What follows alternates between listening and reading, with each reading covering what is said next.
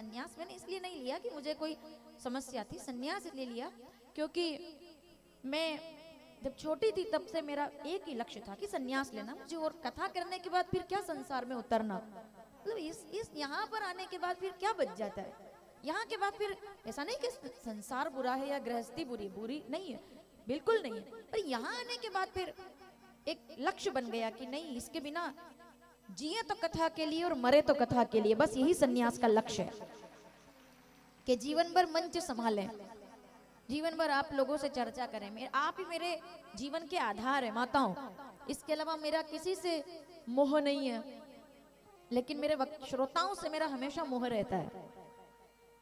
बांध लेते हैं आप लोग, अब 3 दिन हो गए पता नहीं चला, आज 4 5 6 7 क्या रह जाएगा, आप विचार कीजिए। जिनको लग रहा है कि अभी तो बहुत दिन है बहुत दिन है, अरे भाई कल चौथा दिन है, 4 दिन की कहानी, 4 दिन का जीवन, 4 दिन की कथा शेष रह जाती है।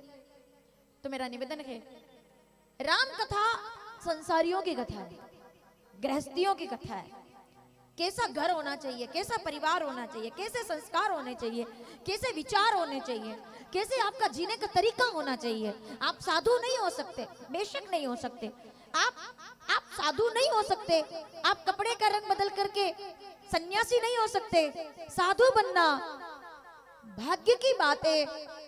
जितने बुजुर्ग और विद्वान लोग यहाँ बैठे हैं, अगर मैं कहीं ठीक बोल जाऊं तो विचार कीजिएगा, जीवन में साधु का आना भाग्य की बात है कि ये मिल जाए मौका। किसी ने मुझे ज्यादा रोका टोका नहीं, परिवार ने भी सहर्ष स्वीकृति दे दी और मैंने सन्यास ले लिया।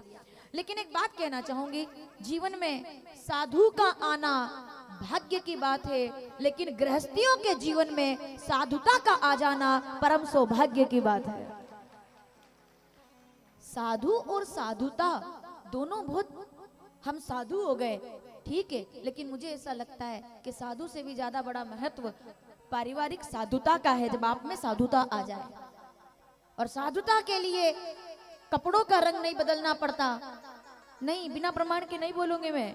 श्रीमद् भगवद गीता 6 अध्याय 7वां श्लोक, जितात्मना प्रशांतस्य परमात्मना समाहित। जीवन में साधु बनने के लिए हमें कपड़ों का रंग बदलना पड़ता है, लेकिन गृहस्थियों के लिए साधुता लाने के लिए मन का रंग बदलना पड़ता है। आपका मन बदल गया, आपका जीवन बदल गया। हम बदलेंगे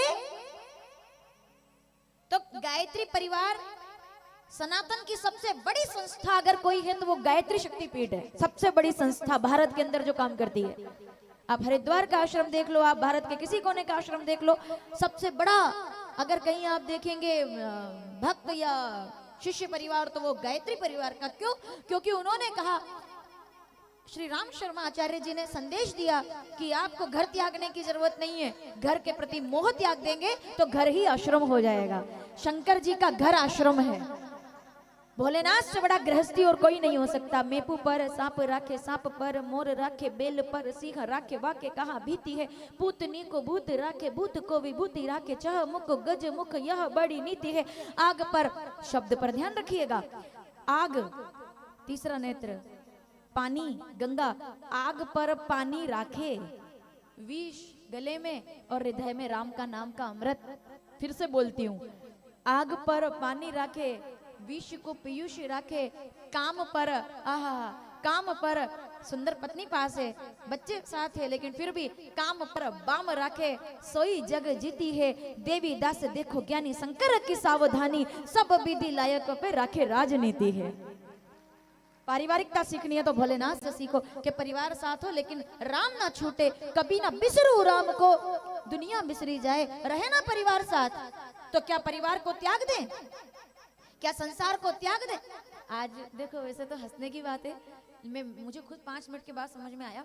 आज एक बंधु मिलने आए अपने घर पे सुबह 7 बजे। वो बोले, मैंने अपनी पत्नी से कहा कि मेरे को तो तुम्हारा त्याग करना पड़ेगा। अरे सुनिए, इससे ज्यादा हंसी आएगी आगे। मुझे 5 मिनट बाद समझ में आया। हम बहुत लोग बैठे थे सुबह 7 बजे से 8 बजे तक, 8:30 बजे तक बहुत लोग आज मिलने के लिए हम बैठे थे। तो उन्होंने कहा मुझे तो त्याग करना पड़ेगा। तो उन्होंने कहा क्यों करना पड़ेगा? उन्होंने कहा नहीं नहीं त्याग करना पड़ेगा। तो पत्नी ने पूछा क्यों करना पड़ेगा? बोले क्योंकि सब कहते हैं कि माया को त्यागो, माया को त्यागो, माया को त्यागो। मुझे समझ में नहीं आया मतलब क्या। बोले मेरी पत्नी का नाम माया है। ये अरे कोई चुटकुला नहीं है, आप पूछिएगा और उनसे पूछना जिन जिन की पत्नी का नाम माया है ना सर। आप आए थे आज?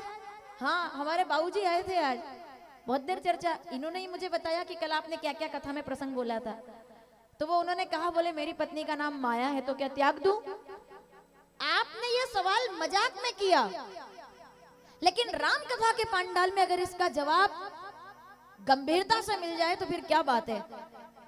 पत्नी को त्याग देना, माया को त्याग देना, घर परिवार को त्याग देना, सुविधाओं को त्याग देना, साधनों को त्याग देना, चीजों को त्याग देना, बच्चों को त्याग देना, दुकानदारी के काम को त्याग देना, व्यापार को त्याग देना वैराग्य नहीं है। इन सबको देख करके ये सोच लेना कि इसमें से कुछ भी मेरा नहीं है। जिस दिन ये आत्मज्ञान हो जाए उसी को वैराग्य कहा जाता है। मैं फिर बोलती हूं, अगर आप ना मेरी बात समझ पाए हो, सावधान। दुनिया में रहकर दुनिया को त्यागना वैराग्य नहीं है। दुनिया में रह करके दुनिया में जागना और ये जान लेना कि ये सब है पर मेरा नहीं है, ना मेरे साथ आया है और ना मेरे साथ जाएगा। केवल ये मेरे लिए एक ऐसा प्रबंध है जिसमें मुझे आना है, रहना है, जीना है, लेकिन ना लेकर जाना है, ना मैं साथ लाया था। जिस दिन ये आत्मज्ञान हो जाए उसी को वैराग्य कहते हैं। त्याग देना केवल वैराग्य नहीं है, ये सब चीजें त्यागने के योग्य है, ये जान लेना वैराग्य है। ये सब चीजें त्यागने के योग्य है, ये जान लेना वैराग्य। सब काम, सब माया को छोड़ देंगे तो फिर कैसे काम चलेगा। माया के भी दो प्रकार। अब देखो, मैं आज की कथा आपसे ही शुरू करते हैं। अब इसलिए मैं कहती हूँ कि थोड़ा छेड़ दिया करो मुझे बीच बीच में आकर के किसी प्रसंग को लेकर के, तो वो वक्ताओं को अचानक जब कोई बात बनती है ना तो उसका आनंद आता है। माया को, माया मतलब सीता है ना, पीछे तक के बैठे लोग सावधान। माया मतलब सीता। उभय, बिना प्रमाण के नहीं बोल रही हूं मैं, उभय बीच सिय सोहती कैसे ब्रह्म जीव विच माया जैसे। समझ रहे हैं आप? तो सीता मतलब माया, यानी कि माया अगर आएगी तो विनाश करेगी। लेकिन कब कब विनाश करेगी? माया यानी कि लक्ष्मी, लक्ष्मी यानी कि सीता, यानी कि अगर माया आएगी तो विनाश करेगी। क्योंकि रावण ने हरण किया माया का तो विनाश हो गया। लेकिन कहानी यहां खत्म नहीं होती है। अब जितने रामायण के जानकार लोग बैठे हैं जरा याद कीजिएगा, माया के भी दो रूप होते हैं। अगर रावण माया का हरण करता है तो वो लंका का विनाश कर देती है। लेकिन उसी माया को, अरे मैं नाम भूल गई हूं, अब आप मुझे याद दिलाएंगे क्या मैं बोलने जा रही हूं, ठीक है? सावधान। मुझे केवल इतना याद है, रामचरितमानस अयोध्या कांड 286 दोहा, तीसरी चौथी चौपाई। मुझे केवल इतना याद है, नाम मैं भूल गई हूँ कि मैं किसकी बात कर रही हूँ। ये आपके प्रश्न का जवाब है कि माया विनाश करती है तो त्याग दिया जाए। हाँ, अगर रावण बन करके कोई माया के मोह में पड़ेगा तो माया लंका दहन के साथ विनाश कर देगी। दो राजा है त्रेता युग के इतिहास में, एक लंकेश है जिसने माया का हरण किया तो माया ने विनाश कर दिया, और दूसरे राजा ने, अगले एक शब्द पर नाम याद आएगा आपको, अगले शब्द पर, एक राजा ने हरण नहीं किया, अगले राजा ने खेत